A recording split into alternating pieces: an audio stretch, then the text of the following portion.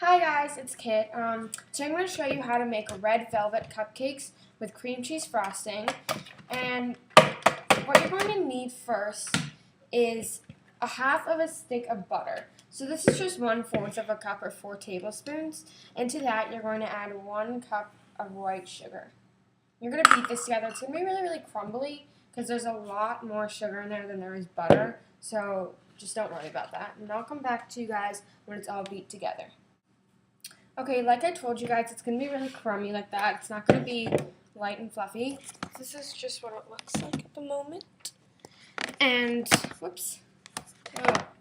Okay, now we're going to add in 2 eggs. I'm going to add them in one at a time so the batter doesn't get really eggy and disgusting. So just add one of those in and beat it lightly. Okay. That's good. You just have to get it incorporated. Now you can crack in your other egg.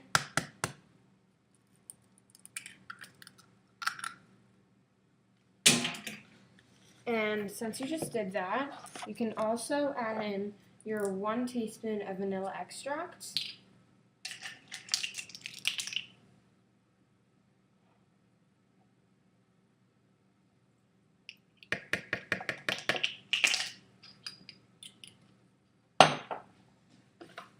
Just beat that.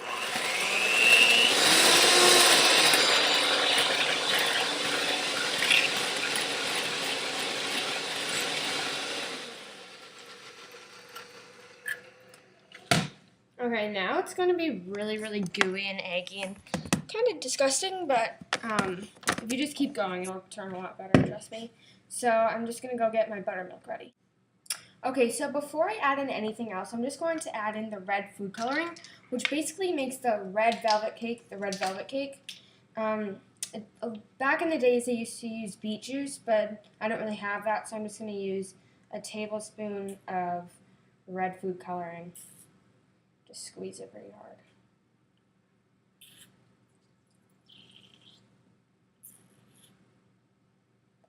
No, I think a tablespoon is the whole bottle, so I'm just going to put this thing in. And I'll beat that in, and I'll show you guys what it looks like. Okay, so I put in my red food coloring, and you can't really see it because I have a red bowl. Wait, I also have a red spatula, but it's extremely red at the moment. But that's because we didn't add any dry ingredients, so it's going to fade out a tiny bit. But we're going to add 3/4 of a cup of buttermilk. And I just made this buttermilk at home.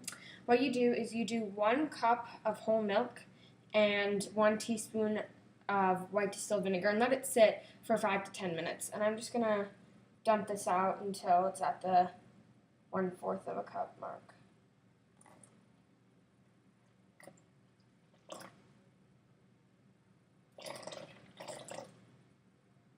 Okay, that's good. It's actually like fizzing up a little bit.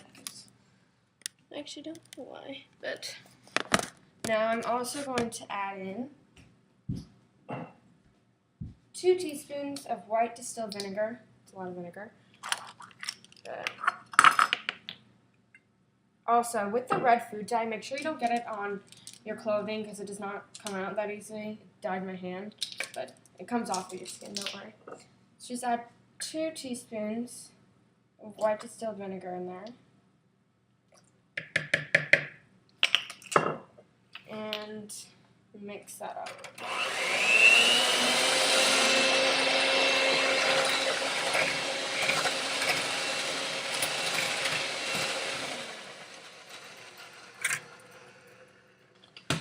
Okay, this is basically water texture right now. So, yeah. But I'm going to take my dry ingredients, which I've whisked together in a bowl. And this is 1 1/3 cups of flour, 3 tablespoons of unsweetened cocoa powder, ½ teaspoon of salt, 1/4 a teaspoon of baking soda, and 1 teaspoon of baking powder. I'm just going to put this in 2 parts. And then just beat it in. Oops.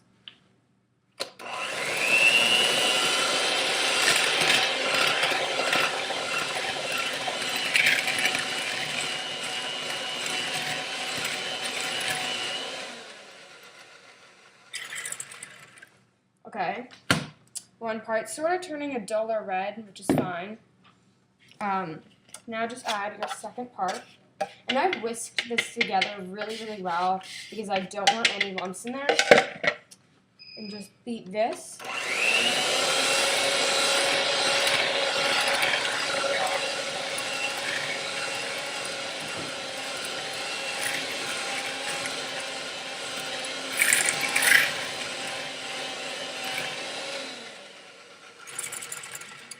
Okay, you really, really don't want to overmix that, and it's a really, really good cake batter mixture. So it's medium thick, and I'm just going to come back to you guys when I start putting them in the cupcake tins.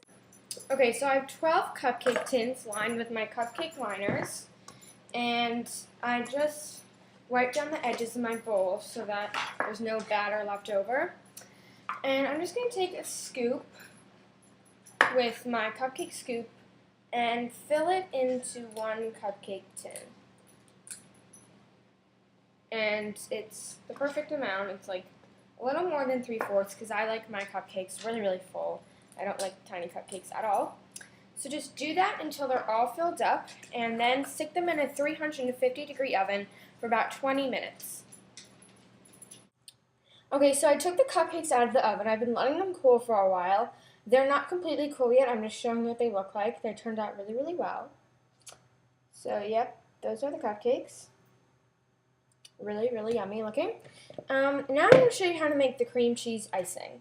So, in a bowl, I have combined 4 tablespoons of unsalted butter, 4 ounces of cream cheese, and 1 teaspoon of vanilla extract, and I'm just going to beat this until it's light and fluffy. And remember, everything in here has to be softened, so it's not even combined yet, but I'm just going to beat that, and I'll come back when it's all done.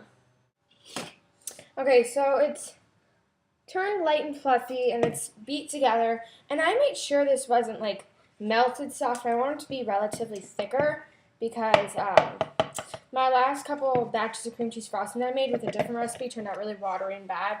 So I'm making sure that they are thick. So what I'm going to do now is sift 1 cup of powdered sugar into here. You're going to add another 3/4 of a cup. So you're just going to start with a cup. And you're just going to keep doing this until it's all down there. But you don't want the lumps to be on there, so don't just dump them out. And this is what it looks like.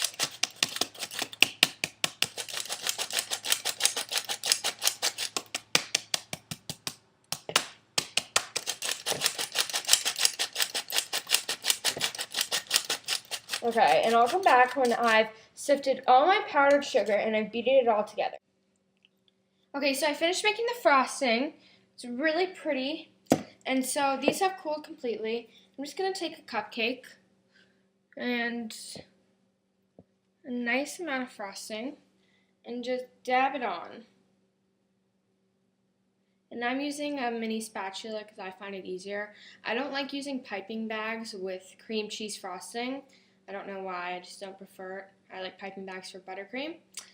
So just do this and